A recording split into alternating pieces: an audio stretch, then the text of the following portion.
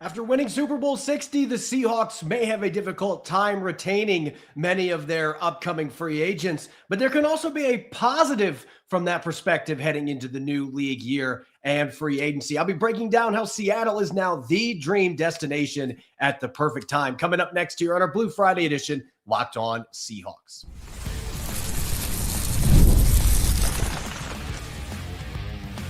You are Locked On Seahawks, your daily Seattle Seahawks podcast, part of the Locked On Podcast Network, your team every day. Greetings, 12. This is Corbin Smith, host of the Locked On Seahawks podcast, your daily Seahawks podcast, part of the Locked On Podcast Network, your team every day. A special thanks to all the 12s who are tuning in on this Blue Friday edition, whether you're in Black Diamond, Washington, or Crown Point, Indiana. Thanks for making Locked On Seahawks your first listen 5 days a week. We greatly appreciate your support of the podcast. Winning the Super Bowl only a few weeks ago, the Seahawks may have a difficult time retaining some of their own players with everybody wanting a piece of that Super Bowl pie in free agency. But there could be a plus side to that as well, with the Seahawks now being a dream destination with John Schneider and company at the top. I'll be breaking that down. Plus, the winners from day one of the NFL Scouting Combine with a Seahawks draft lens and some Fan Fiction Friday coming your way. Player-for-player trade proposals. I'm really excited to break those down as well. We're going to get to that here momentarily. And this episode is brought to you by our friends over at FanDuel. Use your profit boost on an NBA future and get entered for your chance to win a trip to the NBA Finals. Play your game with FanDuel, the official sports betting partner of the NBA. Now for your lead story here on our Blue Friday edition of Locked On Seahawks.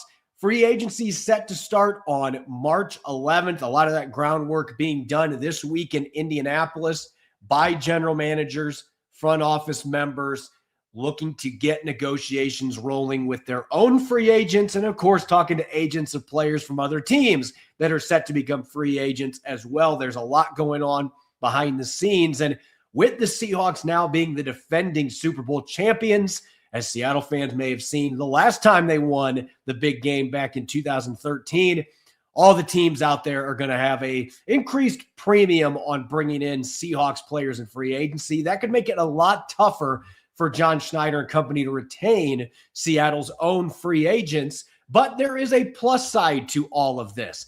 The Seahawks, for one thing, have a lot of cap space. They are close to $60 million in effective cap space flush right now. They've got tons of room to operate with, albeit with some major contract decisions looming that are going to cut big time into that financial flexibility.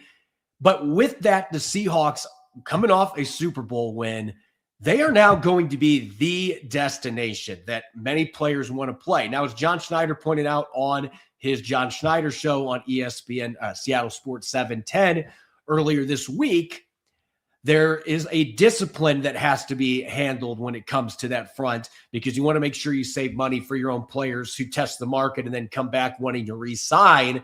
You don't want to put yourself in a position where you can't bring those players back either. So it's a balancing act. Nonetheless, John Schneider with this quote talking about why the Seahawks, after this big Super Bowl win now, how much this helps them in this process, had this to say on Seattle Sports 710. It's enormous because it's being able to back up what we've been preaching for years, and that's the people in the building being able to support the players. It shows that we're going to be able to help you. Again, there's a balancing act to this. John Schneider can't just go out with monopoly money and just start signing every free agent that is out there that expresses interest coming to Seattle. With that being said, this is the type of window, a young team. There's some veterans, obviously. They got a good mix of both, but this is still a very young football team that many believed was a year ahead of schedule winning the Super Bowl this year.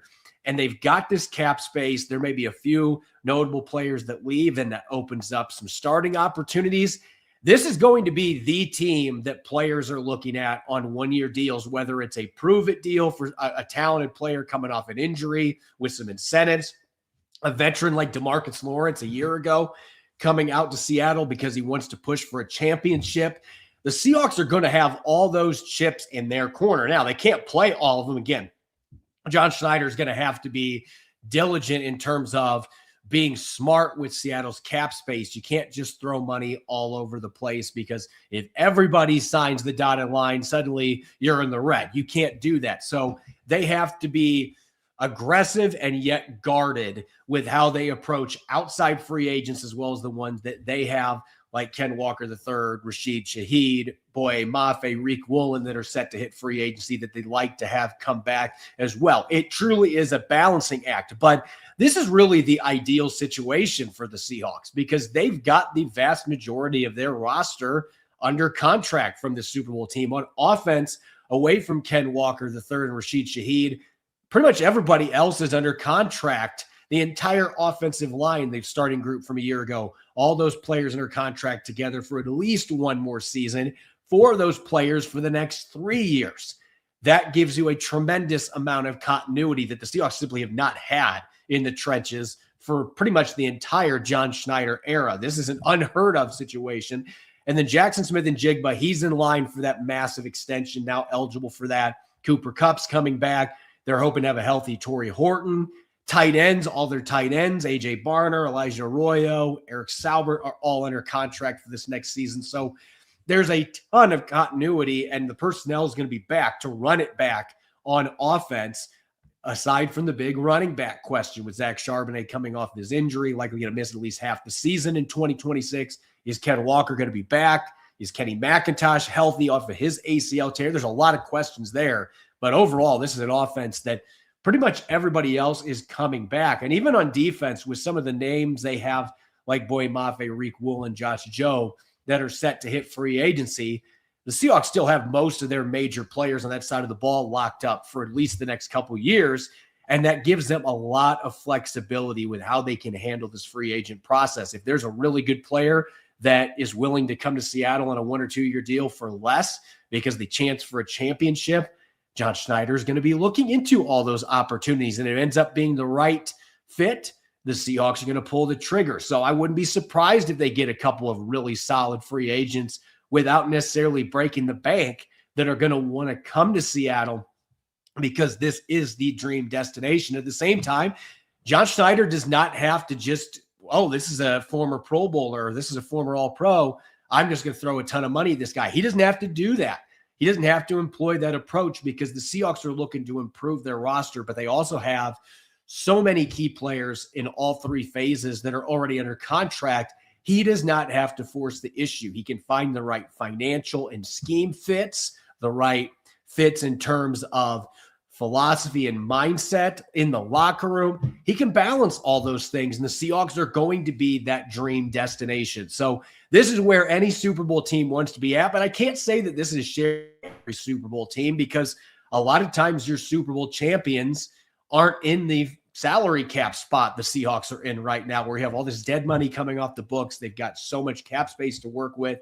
They're not going to just erase that in 2 days by just throwing a bunch of big contracts at guys. They're going to be smart. They're going to be careful with how they do that, while still being aggressive in their own way to improve this football team. And if a few guys leave, they can pivot and try to get some players from the outside that can come in to help, especially with only 4 draft picks. That would be the one downside to this, is you do have to try to fill roster spots, and you might have to be a little bit more diligent looking for veteran free agents. Maybe that impacts your compensatory picks for this next year, because you have to sign several guys on 1 year deals that maybe you wouldn't have in normal situations, but they don't have a lot of draft picks going into this 2026 draft. So that's one thing hovering over it, but still, this is the dream destination right now, not just because they won the Super Bowl, but the reputation that John Schneider, Mike McDonald have rebuilt and continued to showcase in the Pacific Northwest. Players want to be in Seattle. You're going to have guys that are going to be coming out looking to sign with the Seahawks, expressing interest, having their agents reach out, that maybe you're going to be willing to take a little bit of a discount with the chance to chase a ring or be part of this incredible culture that the Seahawks have continued to build under Mike McDonald after more than a decade of great success under Pete Carroll. And that makes this a fun free agent period to look forward to. Not just the Seahawks trying to re-sign some of their own players, as many as they can, but the fact that they may have the flexibility and the interest from the outside to be able to bring in some other impact players in free agency from outside teams. Coming up next, it's Fan Fiction Friday. First time we've done that this entire offseason. And today's question, can you put together a player-for-player trade that the Seahawks should pull off this offseason? We got some dandies from you, our valued listeners. Going to be diving into that up next here on our Blue Friday edition of Locked On Seahawks. This episode is brought your way by FanDuel. Ever wanted to experience the NBA Finals live and in person? FanDuel has given you the chance to turn that dream into reality with their NBA sweepstakes. Here's how it works. Use your profit boost on any NBA future, and you'll automatically be entered for a shot to win an NBA Finals trip for two. That's right, flights, tickets, the whole experience. If you're already looking at the board and thinking about which team can make a deep run, this is the perfect time to lock it in. I love futures this time of year, whether it's picking a team to win the championship or grab a conference title. It adds an extra layer of excitement to every game down the stretch. And now, not only can you pick cash, but it could also send you to the finals. Visit FanDuel.com to get started. Use your profit boost on an NBA future and get entered for your chance to win a trip to the NBA Finals. Play your game of FanDuel, the official sports betting partner of the NBA. Welcome back to the Blue Friday edition of Locked On Seahawks. I'm your host, Corbin Smith. A special thanks to all the 12s who are tuning in. And thank you, as always, for making Locked On Seahawks your first listen 5 days a week. We greatly appreciate your support of the podcast. You live your team every day. Now take it up a level and go ad-free by joining the Everydayer Club. Get Locked On Seahawks with no interruptions, members-only Discord, access to speak with Locked On hosts, and more, all for just $5 a month or $50 a year. Make sure to check it out by going to lockedonseahawks.supercast.com or check the link in the show notes to learn more.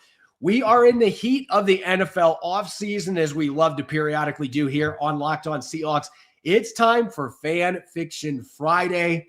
Our good buddies over at Locked On Mariners originally came up with this idea, and we adopted our own version of it that we do periodically during the course of the offseason. And today, it's all about player-for-player trades, and this is not something you see very often in the NFL. Usually, there's draft pick compensation that is involved in trades, but we did see this happen a few days ago.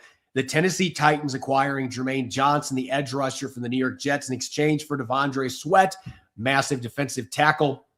He is going back to New York to bolster that interior defensive line. That was a rare instance of a player-for-player trade, and it got me thinking, what would be some exciting player-for-player trade opportunities that the Seahawks could maybe call another team about? And we asked you, our valued listeners, and we got some really fun ones. I want to kick this off from one coming from Bryant on Blue Sky.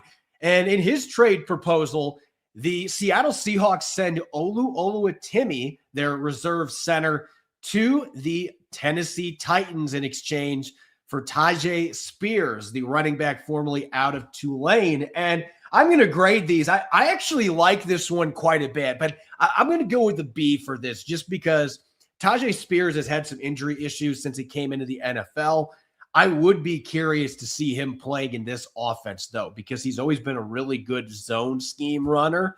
He's a solid pass catcher out of the backfield. I could see Brian Fleury having a lot of success with Tyjae Spears behind a really solid offensive line in Seattle.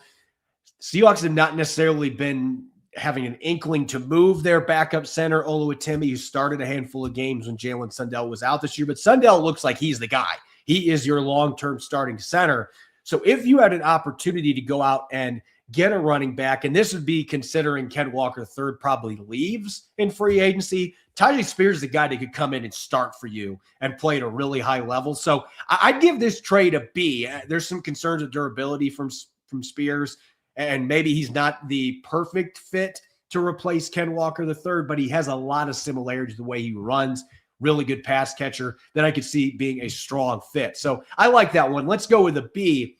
Our next one here on Fan Fiction Friday, this might be the boldest one that I saw here today, and this was coming from Jason on Threads. The Seahawks get A.J. Brown from the Philadelphia Eagles in a sign-and-trade. Now, I will tell you, I can't remember the last time that a sign-and-trade was done in the NFL. We've seen franchise tags and trades.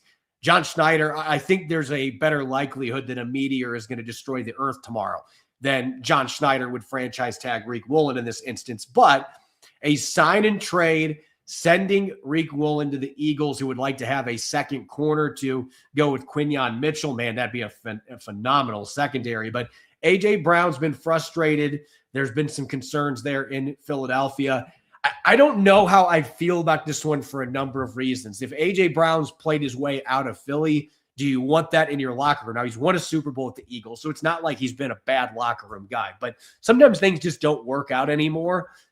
If you lose Rashid Shaheed, this would be a really nice consolation prize, not an expensive one at that. You'd have a lot more money invested in him to go with Cooper Kupp having a pretty big contract. JSN needs to be paid. But the Seahawks have cap space to be able to potentially do this. I just think, it's a far-fetched idea because we just don't see sign and trades. And even if this could be pulled off, if the Seahawks were in the market for doing something like this, I just don't know how I'd feel about going after another big money wide receiver to bring in that isn't a guy that's going to be contributing on special teams. Rashid Shaheed would give you that punt and kick return element. So I'm not necessarily a big fan of this, even though it's a bold idea. I'm going to give this one a C because it does have some creativity, just not something I would expect to see in the NFL with a sign and trade.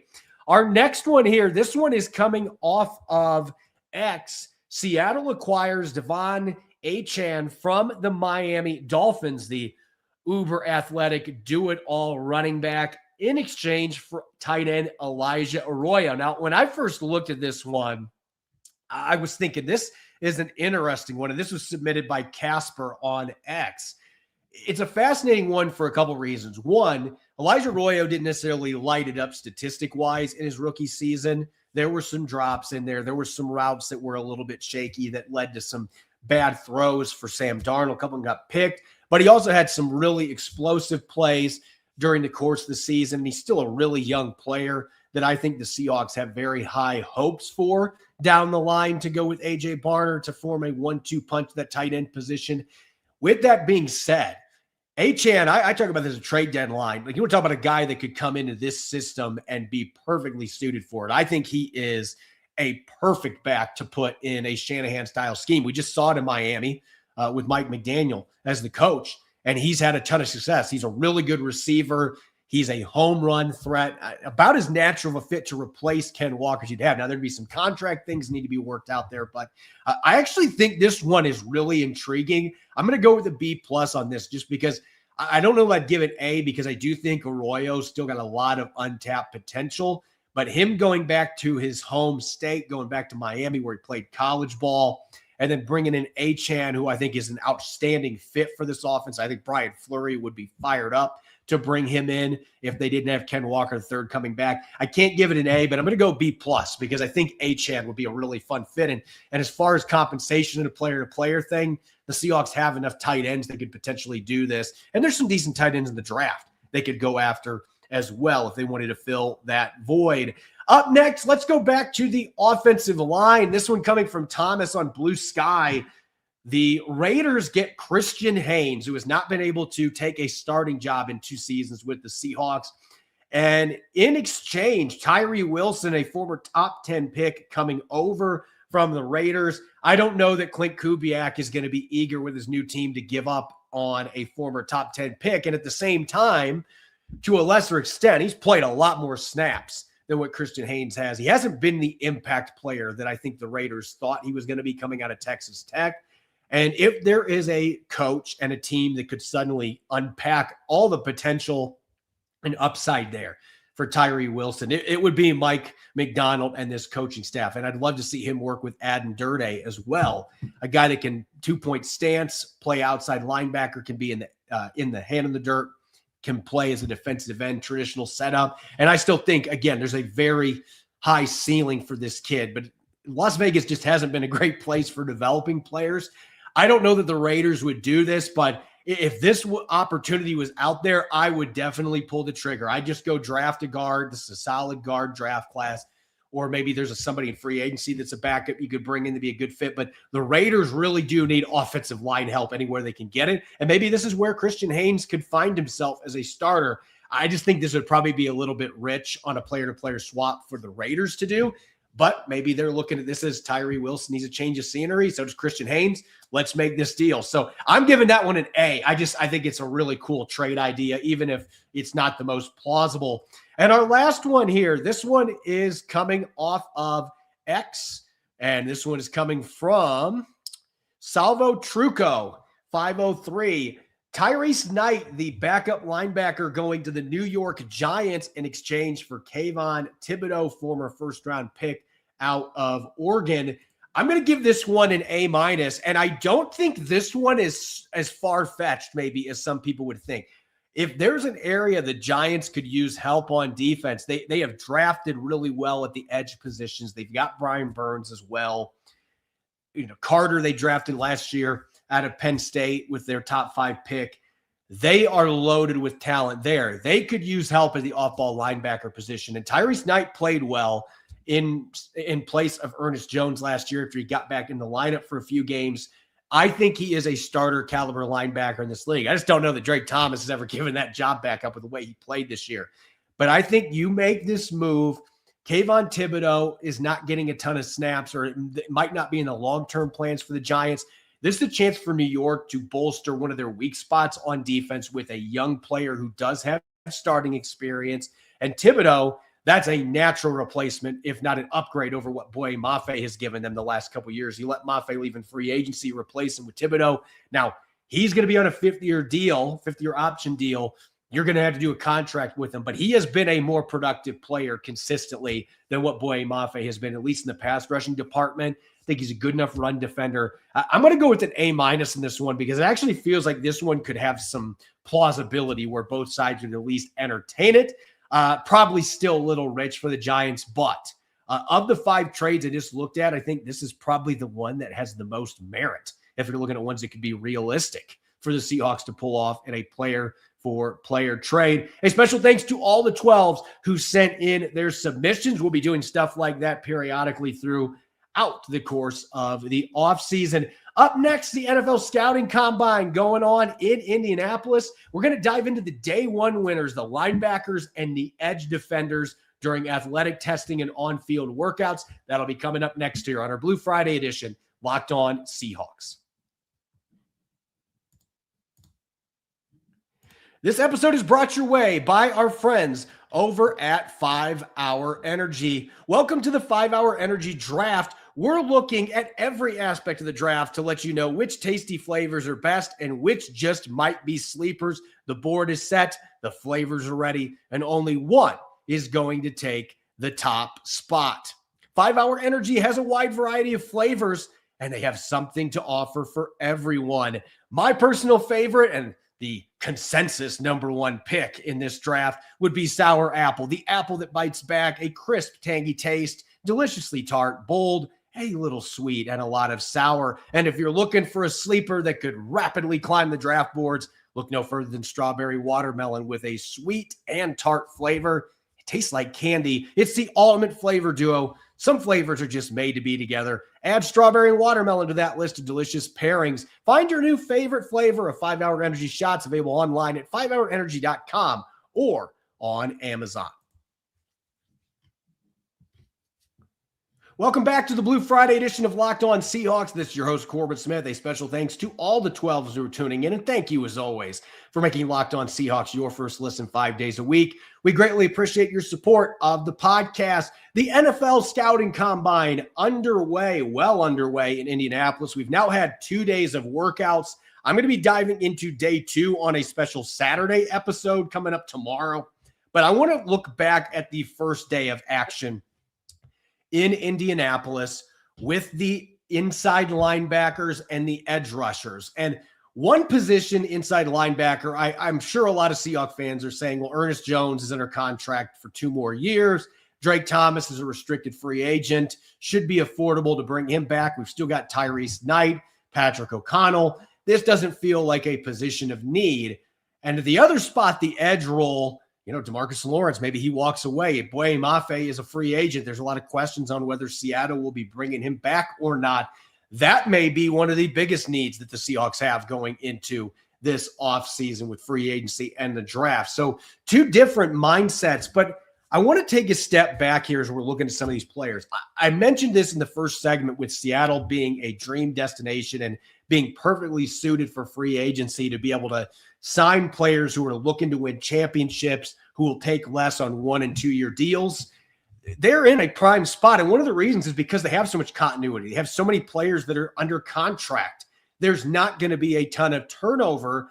And with that, I think the Seahawks are really in a position where even with 4 picks, first round, second round, they can just pick the best player that is on the board. And if that is an inside linebacker, don't count out Mike McDonald pulling the trigger. Hey, maybe he's, Drake Thomas has been great for us. It's been a great story, but if I get a chance to get Jacob Rodriguez out of Texas Tech, I'm pulling the trigger, and I'm going to team him up with Ernest Jones. And I just made the middle of my defense even better than it was last year. And I want to talk Jacob Rodriguez for a second, because you don't see inside linebackers, especially in today's NFL.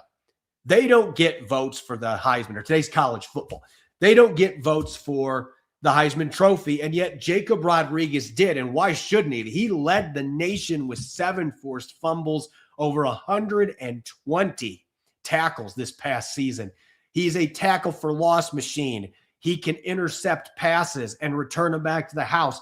He has done everything the last couple of years. And what makes his story so fun is he was a quarterback when he first got in college at Virginia. Then he transferred to Texas Tech, became a linebacker, and he was the best linebacker in college football, bar none, last year. And it wasn't close. He was the alpha, and yet I saw people picking him to go in the 3rd or 4th round going into this draft. I did not understand that. And a lot of it was, well, he's not a good enough athlete. Well, you can squash that now. Look at the numbers that Jacob Rodriguez put up in Indy, a 4.57 40-yard dash at 230-plus pounds. He can move. He can fly. 38.5-inch vertical jump. He was one of the best at his position. He's explosive, and he also has quicks. He can change directions like a running back. 6.9 seconds. There were a lot of corners that would not sniff that. There are a lot of corners that would not touch that at the combine. And Jacob Rodriguez is able to do it. And so he's not only a playmaker, he's a phenomenal athlete. And I never understood that watching tape, why that's been a narrative. Maybe he doesn't look like the most athletic guy. Maybe it's the weight of the mustache, whatever it is. The dude is a football player, though. And I'm telling you, Seattle Seahawks could pick him at 32, and they did it. I wouldn't bat an eye, because, again, I think they're in a position they can just pick the best player. Jacob Rodriguez is a first-round talent, and he may have jumped into that discussion. And this could also be a case where the league views him that way, and analysts did not. They should at this point, seeing the way that he tested. He wasn't the only linebacker that impressed on this day, though, in day one.